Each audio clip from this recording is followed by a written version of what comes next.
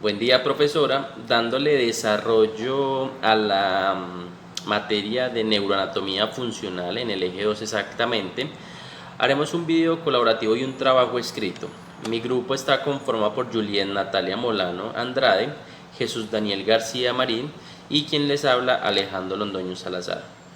Dentro de este video colaborativo y el trabajo escrito hablaremos un poquito de qué es el tronco encefálico, su localización, cuáles son las vistas más importantes de que podemos ver esta parte del cerebro, cuáles son las áreas que lo componen, y también hablaremos un poquito de un área subcortical que ya un compañero les explicará cuál fue el área que escogimos de las tantas que hay. El tronco encefálico, o también conocido como tallo cerebral, se encuentra ubicado en la parte baja del encéfalo. ¿Sí? Está conectado directamente con la médula espinal. Él tiene una forma como de cilindro o de cono alargado. Por este medio o por el tronco encefálico pasan fibras neuronales que van desde la médula espinal hasta toda la columna vertebral. Pasan exactamente por delante del cerebelo. El tronco encefálico se encuentra ubicado muy cerquita al cuello, entonces por ende pasan o salen la mayor parte de los pares craneales, que es un tema que ya vimos en el anterior eje. Al tronco encefálico también se le conoce como el centro anatómico del encéfalo. El tronco encefálico está compuesto por tres partes muy importantes, las cuales son el mesencéfalo o cerebro medio, bulbo raquídeo o protuberancia o puente de Barolio, como también es conocido. Hablando un poquitico como de las vistas, desde qué punto se puede ver el tronco encefálico, vemos como las más importantes. Anatómicamente, desde la vista anterior podemos observar dentro del tronco encefálico, vemos el bulbo, que aproximadamente mide entre 2,5 y 3 centímetros, tiene una forma de esta vista redondeada, tiene siendo más ancha como en la parte de arriba y angosta en la parte de abajo. En la parte inferior tiene un cuello llamado cuello del bulbo, que también se puede ver de allí. También se observa la protuberancia o el puente de Barolio. Solamente se ve como su tamaño no es tan grande como el bulbo, él mide aproximadamente 25 milímetros. Y también podemos ver el mesencéfalo o cerebro medio. Se ve por delante de los pedúnculos cerebrales y por detrás del mesencéfalo. Del techito del mesencéfalo tiene 4 tubérculos denominados colículos cuadrigéminos. Tenemos otra vista muy importante que se llama la vista lateral. Desde allí podemos observar la parte inferior del bulbo, la porción media del puente de Barolio y la parte superior del mesencéfalo, como todo lo que tiene que ver con el techo del mesencéfalo. Desde una vista posterior, en el bulbo, presenta una forma de embudo, con un cuello en la parte inferior mucho más ancho que en la parte superior. También podemos ver el puente de Barolio, donde nos muestra todos los pedúnculos cerebrales, y arriba se le ve el techo del mesencéfalo con los 4 colículos. Bueno, estas son como las vistas más importantes de las que uno puede ver como el tronco encefálico.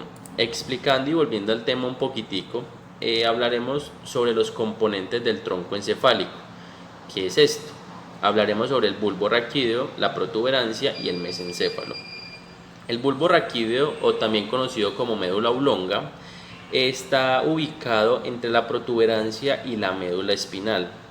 Tiene forma de cono, tiene una función muy importante que es la transmisión de impulsos desde la médula espinal hasta el encéfalo, pero tiene unas participaciones mucho más importantes que es con las funciones cardíacas, respiratorias, gastrointestinales, entre otras. Anteriormente, o en anteriores ejes, vimos todo el tema relacionado con los pares craneales. Entonces, investigando más a fondo, vemos que desde el bulbo raquídeo salen 4 pares craneales muy importantes. Está el nervio glosofaringeo, el nervio vago, nervio accesorio y el nervio hipogloso. Hablando un poquitico más sobre la protuberancia, o también llamado como el puente de Barolio, que es más conocido como puente de Barolio, está ubicado entre el bulbo raquídeo y el mesencéfalo o cerebro medio. Tiene como función conectar la médula espinal con el bulbo raquídeo. Este tiene una parte muy importante, y es que del bulbo raquídeo lo separa el surco bulboprotuberencial y del mesencéfalo lo separa el ponto mesenfálico. Esta protuberancia en la parte superior, la superficie anterior, muestra muchas fibras transversales que convergen hacia los lados para dar origen a los pedúnculos cerebrosos medios.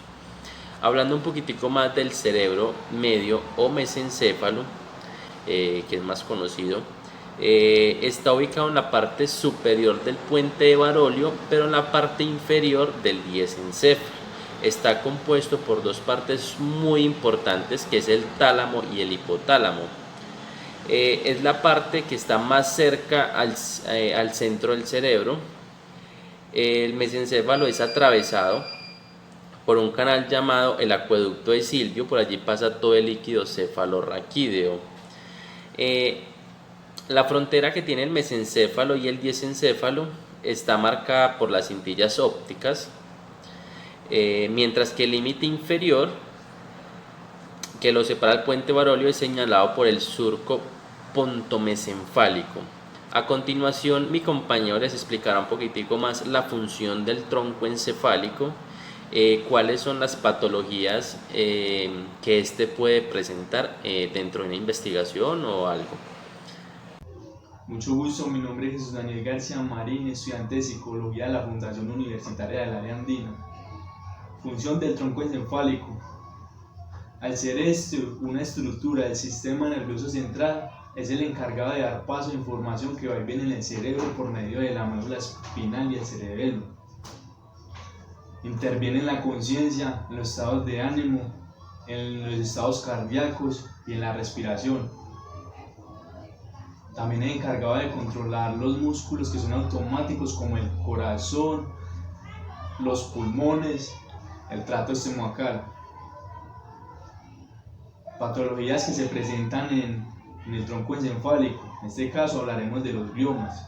Los gliomas son tumores que se producen en el sistema nervioso central, que empiezan a generarse cuando las células de sostén o células sanas empiezan a originarse y a modificarse de una manera descontrolada en el tallo cerebral. Existen dos clases de gliomas, los difusos y los focales. Cuando se empieza a padecer de esta patología, los primeros síntomas son dolor de cabeza, cefalea, vómitos, a veces diarrea. En el caso de los niños empiezan a mejorar en el estudio, en el rendimiento escolar, y empiezan a cambiar de una manera muy tosca la personalidad. Planos anatómicos. Está el sagital, el coronal y el transversal. El sagital, los planos anatómicos sirven para dividir órganos y también para relacionar órganos. En este caso, el tronco encefálico, el cerebro, el sagital es cuando desde la parte de arriba, vertical, hasta la parte de abajo, se hace un corte, quedando así el cerebro entre izquierda y derecha. El coronal es cuando desde esta parte se hace un corte por toda esta parte y quedan dos caras, que es la anterior y la posterior, y eso se le define con el nombre de coronal, plano coronal. Y el plano transversal es cuando se le hace un corte horizontal al cerebro, quedando así dos partes. Las direcciones anatómicas. Está el craneal superior, cardal inferior, el distal, el proximal, el medial, el lateral y el anterior y el posterior. Mucho gusto, yo soy Natalia Morán Andrade. Yo les voy a hablar sobre el área subcortical. El área subcortical son todos los núcleos que conforman los hemisferios cerebrales ubicados entre la sustancia blanca. Esta sustancia blanca es la materia que compone el 60% del cerebro. La estructura subcortical está conformada por diferentes núcleos como es el cerebelo. El cerebelo es la segunda estructura subcortical. Su labor es dirigir la actividad corporal y colaborar a las extremidades a moverse con más delicadeza por los canales sensitivos. Esta se forma por una corteza de sustancia gris que se divide en 3 capas. La primera capa se llama capa granular. Esta representa casi la mitad de las neuronas del sistema nervioso central. La segunda capa se llama capa piriforme o capa de Purkinje. Se compone de una fila de células de Purkinje rodeadas por un tipo de células gliales. La tercera capa es la capa molecular, son las neuronas del menor tamaño de todo el sistema nervioso humano. El cerebelo puede ocurrir diferentes patologías, como es la ataxia, significa la pérdida de la coordinación muscular, principalmente en las manos y en las piernas. Las causas de esta enfermedad se deben al abuso del alcohol, tumores, parálisis cerebral, entre otros. Los síntomas más comunes son movimientos oculares súbitos, patrón de lenguaje entrecortado, movimientos oculares descoordinados, problemas para caminar. El tratamiento son los dispositivos adaptativos como caminadores o bastones, pueden ayudar a conservar la independencia o la fisioterapia.